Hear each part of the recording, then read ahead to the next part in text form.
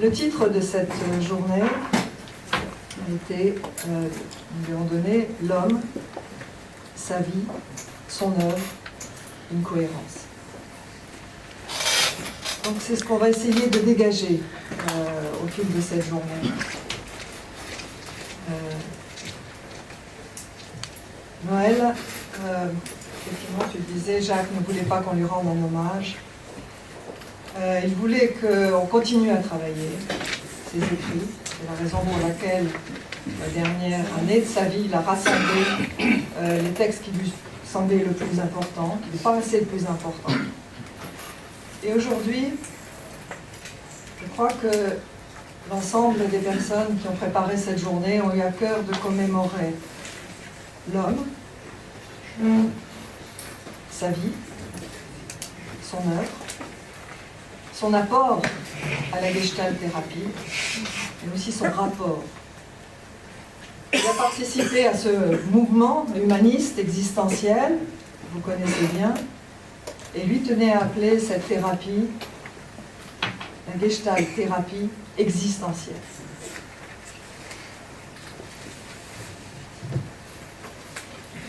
Nous reconnaissons qu'il a contribué largement, comme l'a dit Yves, au mouvement gestaltiste, d'une manière généreuse. Et je voudrais rappeler ce qu'il disait. Il disait « Je ne cherche ni ne désire impressionner. Ce que je souhaite, c'est pouvoir partager avec enthousiasme ce que j'aime parce que c'est beau.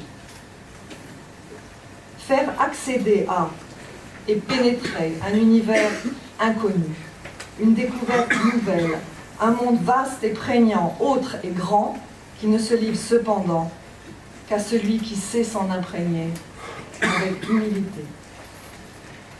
Car la beauté, comme la vérité, ne se livre qu'à celui qui est disposé, ouvert à l'accueillir.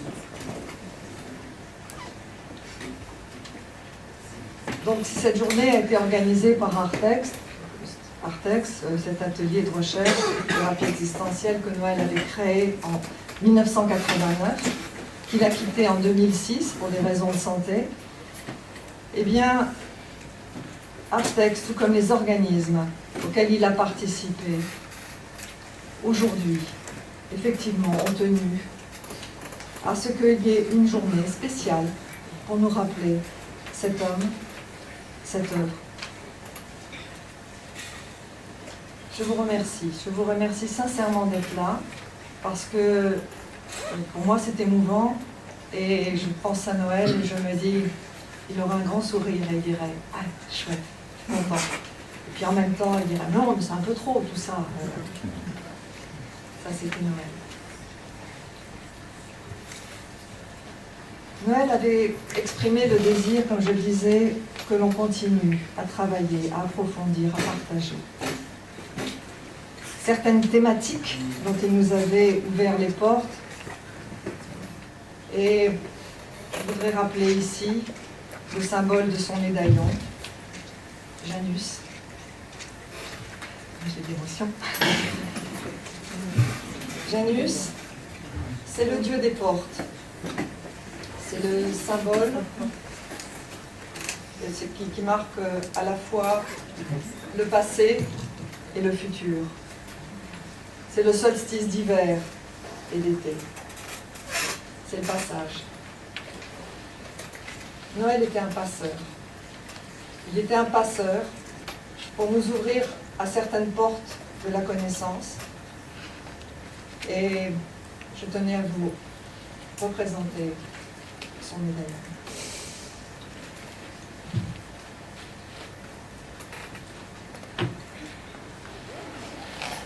C'était un passeur pour nous permettre de trouver plus de sens à notre vie et à notre pratique de thérapeute.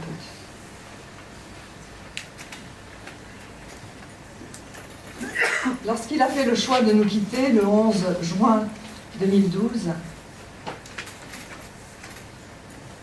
il a repris tous ses écrits en disant « À la fin de ma vie, Voici les textes que je juge importants. Par l'écriture, je mets en scène ce que j'ai appris. Je l'écris pour ne pas oublier. C'est une formulation pour moi-même et mes étudiants. Pourquoi? Parce que Noël n'écrivait pas pour lui, il écrivait pour transmettre, il écrivait pour que quelque chose, une pensée se développe et qu'on continue. Et enfin, en relisant une de ses entrevues sur la liberté, il a dit « Toute ma vie, je me suis questionné sur les mêmes choses, les valeurs, la responsabilité, et je donne les mêmes réponses. » Pour moi, Noël, ce qui est important est que je sois en mesure de répondre en exprimant des idées claires et cohérentes dans mon discours. Et c'est ce qu'on va retrouver dans tous ces écrits. Des idées claires et cohérentes. Il disait, ma structure est cohérente, satisfaisante et assez inébranlable. Il faut dire qu'on se souvient de lui qui disait, non, ça c'est pas de la gestalt. Enfin, quand il sortait un peu de la gestalt, on n'osait pas lui dire, mais Noël, là, c'est pas vraiment de la gestalt. Au fond, il disait, tout cela, c'est ce que je suis, ce que je crois, ce que je sais.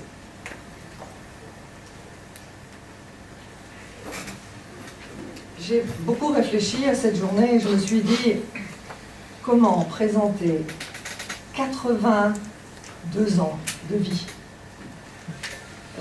une œuvre considérable, quand on voit dans l'opus 1, le dernier texte réuni, tous les textes que vous voulez rassembler, ont été rassemblés dans les cahiers opus 1, et 13 pages de bibliographie. Et alors, en quelques minutes, il fallait présenter tout cela. Alors moi, je me suis dit, au fond, ce que Noël a exprimé, ce sont des valeurs et des motivations.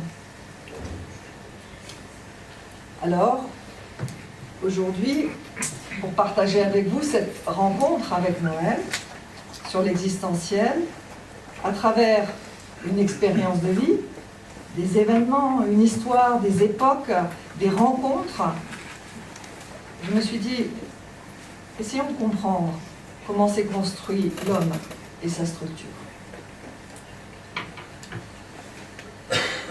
Alors d'abord, je me suis dit, on pourrait peut-être s'interroger sur les fondements existentiels. Comment se sont construits ces propres fondements existentiels? Il est né, je vous le rappelle, le 3 décembre 1929. Pour ceux qui ne le connaissent pas, d'un milieu privilégié, on ne peut pas dire qu'il y avait des problèmes d'argent. Les valeurs, on pourrait dire, étaient tout de même bourgeoises, aristocratiques, individuelles. Sa mère, il vous en parlera dans le film. Parce que dans le film, c'est Noël qui raconte Noël, il va vous parler de sa vie. Sa mère, c'est une maîtresse femme. Elle régente toute la maison et il se souvient de ses paroles. Noël, sois raisonnable, vois les choses à ma façon.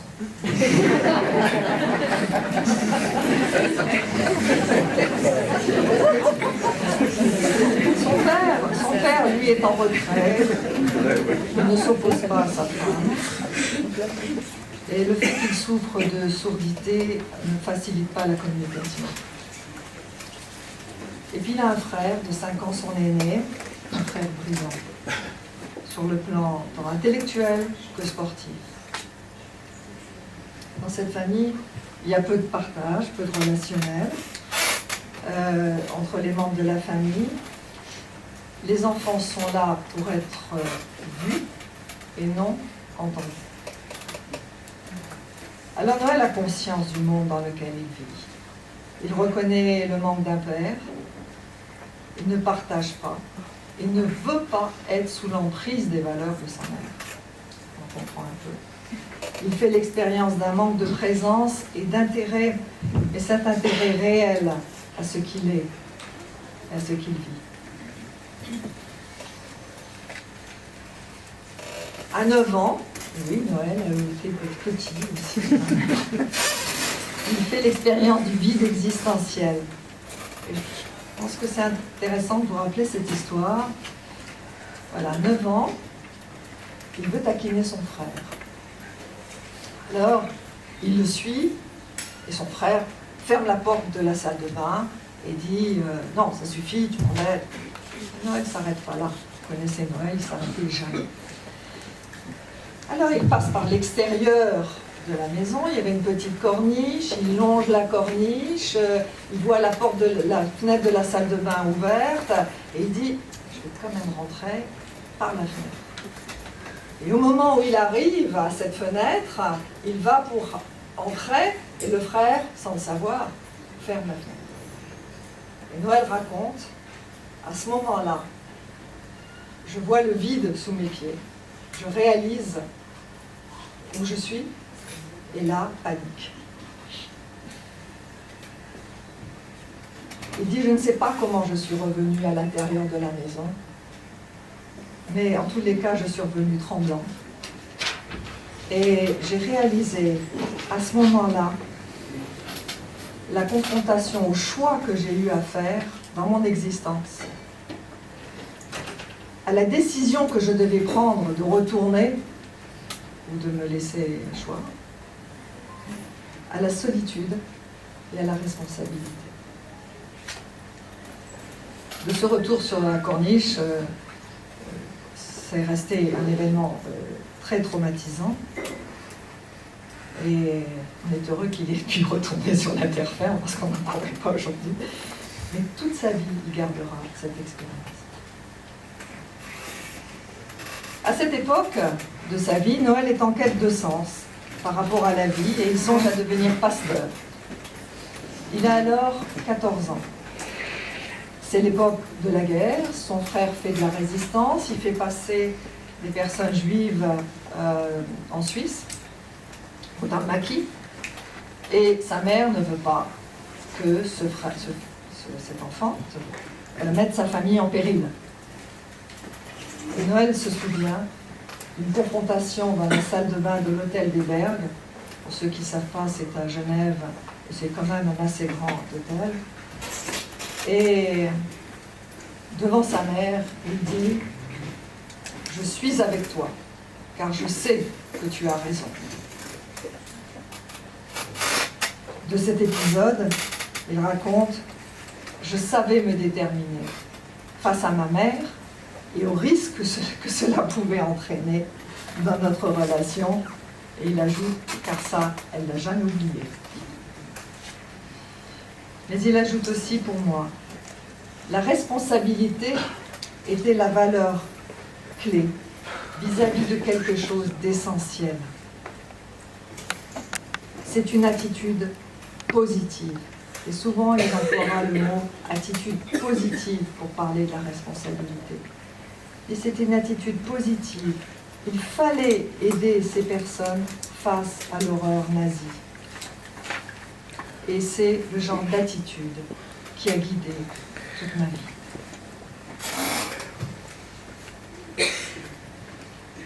Puis c'est la rencontre de Noël avec la mort, celle de 2 fils, les fils Foy, qui avaient pris le maquis, de ses cousins qui sont morts dans la marine, cousins anglais, dans la marine anglaise.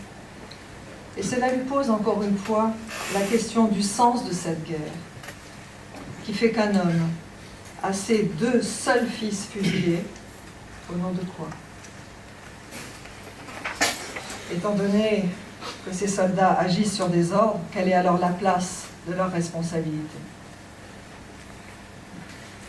Pour lui, c'est la question de la morale, du bien, du mal, la responsabilité. Et il dit ce qu'il avait décidé à ce moment-là, c'était que ce qui était bon pour lui devait être bon pour l'humanité. Plus tard, il y a des rencontres importantes qui ont constitué ces valeurs. Il en a souvent parlé, il avait souvent entendu dire quel a été l'apport du texte de Sartre, sa rencontre avec Sartre et l'existentialisme est un humanisme. Il en parlera dans le film et il dit c'était ça. Il le dit comme ça. Eh bien, pourquoi ce ça? C'est que les mots dignité, engagement, choix, décision, responsabilité, ça prend du sens tout d'un coup pour Noël. Il y a là une philosophie de l'homme qui n'est pas enfermée sur lui-même, mais toujours présent dans un univers humain. L'homme n'est pas encore défini, il va se définir par les actes qu'il pose. Ça, c'est important. Alors, Noël entend ça, il a 16 ans, alors il pose des actes. Et de l'avenue Foch, ses parents avaient un immense appartement, il distribue des tracts en disant « L'argent des riches doit aller aux pauvres ». Je ne vous dis pas la réaction du frère et de la famille.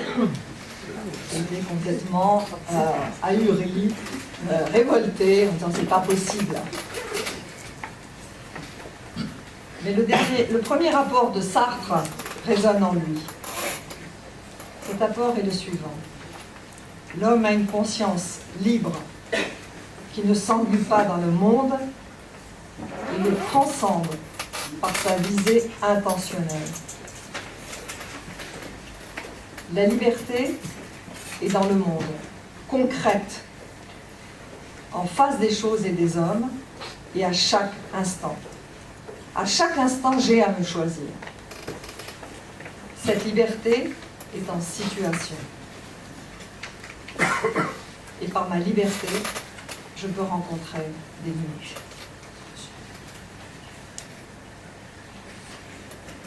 Cela marquera sa vie et son œuvre, sa conception de l'existentialisme.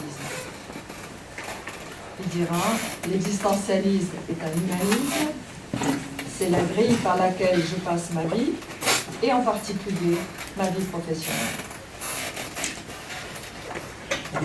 Alors ce que l'on voit là, c'est que Noël a une philosophie morale fondée sur une certaine conception de l'homme, et la valeur, c'est l'humain. Il dira, la philosophie morale, c'est uniquement ce qui m'intéressait. Une culture protestante m'a orienté sur des philosophies de responsabilisation. C'est aussi une philosophie de l'action engagée, une philosophie créatrice. Et là résonnent les mots de Sartre, le choix de mes actions engage moi-même et l'humanité. Car pour Noël, être existentialiste, c'est une attitude face à l'autre, avec une philosophie de fond qui porte sur une morale et des valeurs, avec un objectif sous-jacent, remettre la personne dans un mouvement de vie. Et cela face à une personne qui a des problèmes existentiels. Enfin, il rencontre Françoise, une jeune fille juive, dont toute la famille, à l'exception de sa mère, a été déportée à Auschwitz, sans en revenir. Elle ne sera pas acceptée par la mère de Noël, justement parce qu'elle est juive. Noël a un autre modèle, celui de la mère de Françoise qui, seule, après la guerre, malgré la folie dans laquelle l'avait plongée le chagrin d'avoir perdu son mari et toute sa famille, a repris des études et est devenue médecin. C'était pour lui un exemple de dignité et de courage. Le jeune couple a 20 ans, il se marie à Genève, à la chapelle de l'ONU, sans la présence de la famille. Seul le prêtre qui a caché Françoise pendant la guerre est présent, et Noël fait les ponts avec sa mère durant une longue période.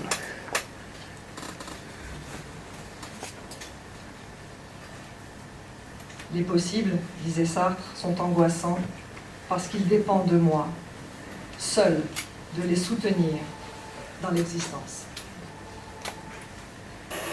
C'est l'âge de 18 ans, et à ce moment-là, Thoreau devient un autre de ses références.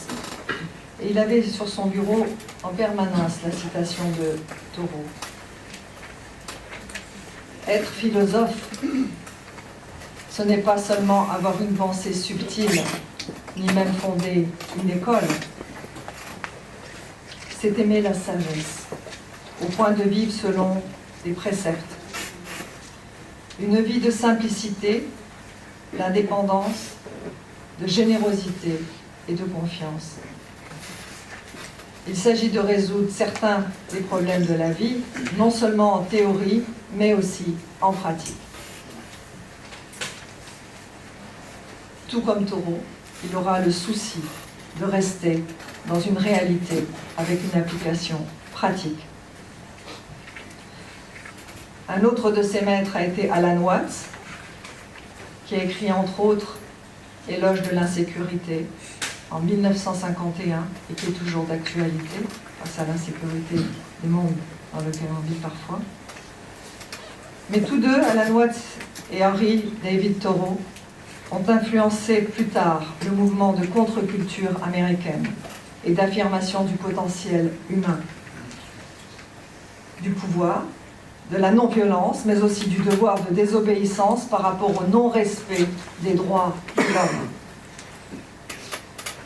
Pour Noël, cela représentait une forme de positionnement, d'engagement par rapport au mouvement social.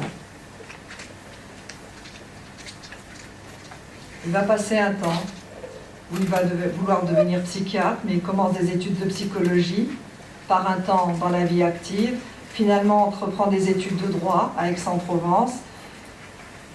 Il veut contribuer au monde en ayant une action significative.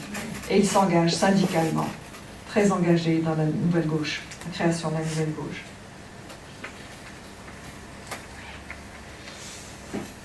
L'existence est transcendance.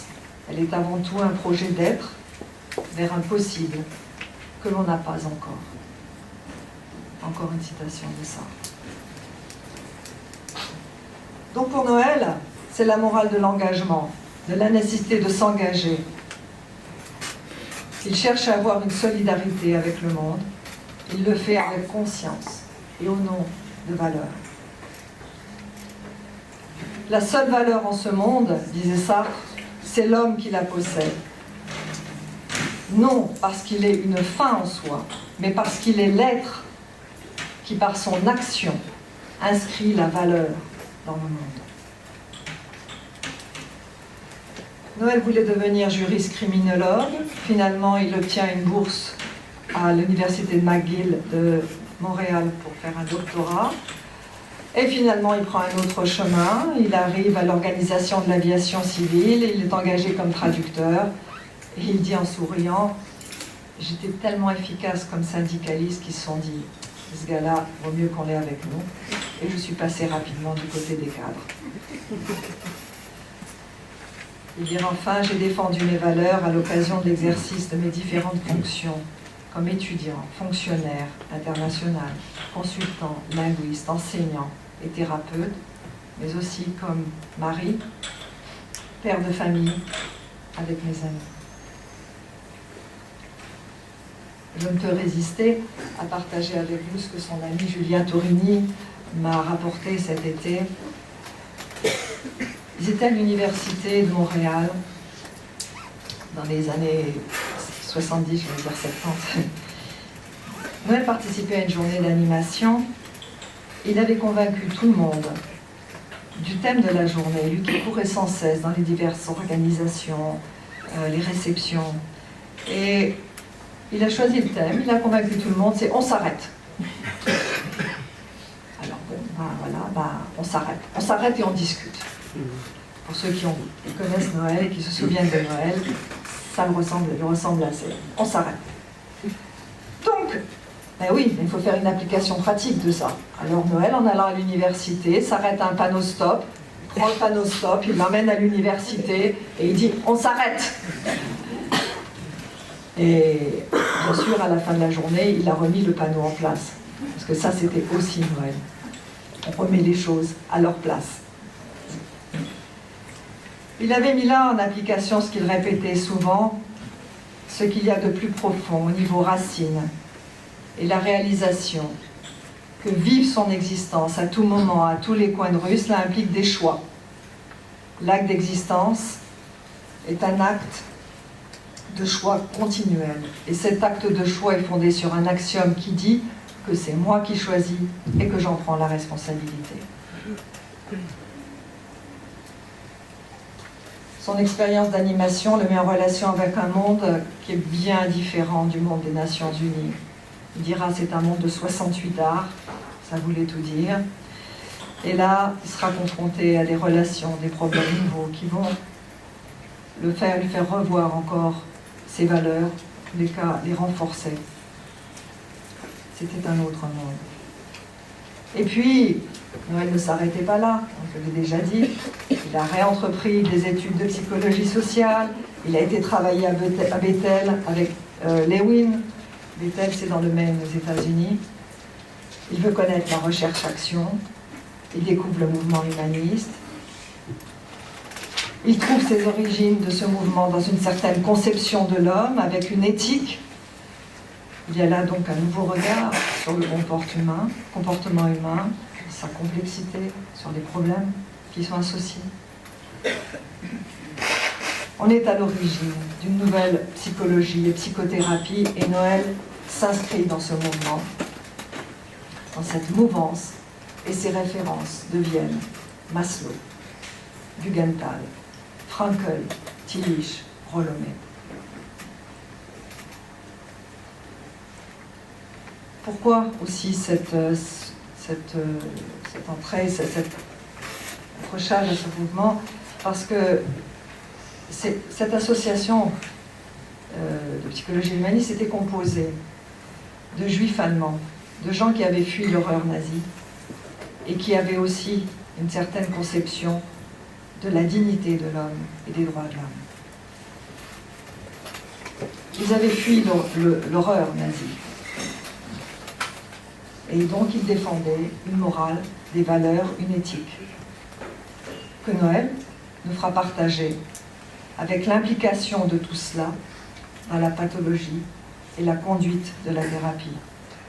Parce que, qu'est-ce que c'est pour lui un humaniste? C'est quelqu'un qui défend des valeurs et qui place le respect de l'homme par-dessus tout. Il est proche de Buber, parce que, dit-il, Buber met en valeur dans la relation, ce qu'il met en valeur, c'est l'authenticité, le dialogue, et surtout la connaissance des valeurs sur lesquelles on va établir le dialogue.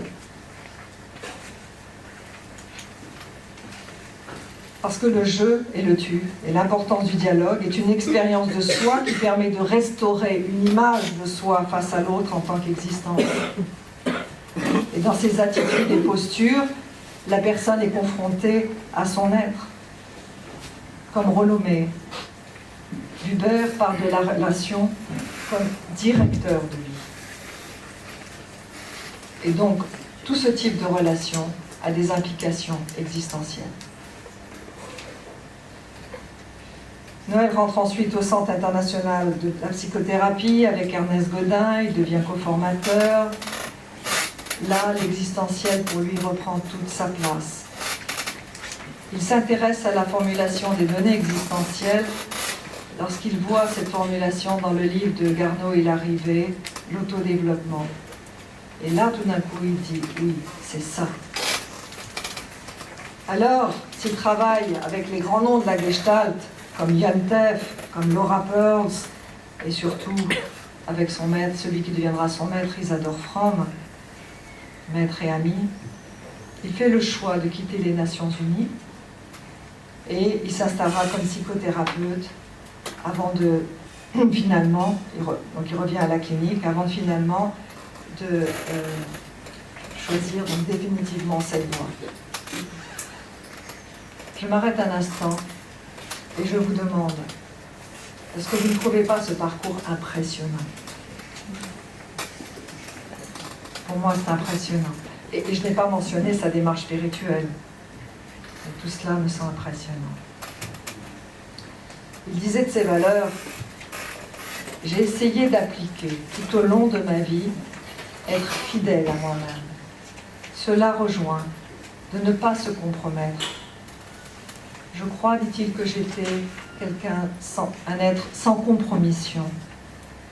car se compromettre veut dire vivre de façon contraire aux valeurs exprimées. J'ai parfois été utopique, ça c'est vrai, naïf, ça c'est vrai aussi. En ce sens que cela a été une naïveté optimiste, positive, ça c'est Noël, et non pas négative. La valeur de ma vie a été d'aller dans une direction positive, et là j'emploie le mot responsabilité. Cette valeur a parfois été bafouée. Je n'ai pas fait tout ce qui a été possible, et j'ai eu mes limites. Donc voilà, c'est là où on va rencontrer Noël, nous, dans les années 80, parce qu'il rentre là avec 2 livres dans ses poches, je dirais dans ses valises. Le livre de Goodman, de Pearl Evelyn Goodman, Gestalt thérapie, et puis Psychothérapie existentielle, qui était en anglais à l'époque, de Irving Yalom. Il aurait pu s'installer dans le sud de la France, parce qu'il avait à ce moment-là hérité de sa mère. Eh ben non, il remonte à Paris. Il re-rencontre le syndicat des psychothérapeutes, il rencontre le syndicat des psychothérapeutes, il s'installe, il s'engage à la SFG et il sera coformateur du centre interdisciplinaire de formation à la psychothérapie. Je laisse la parole à Philippe et Marie pour nous parler de cette période.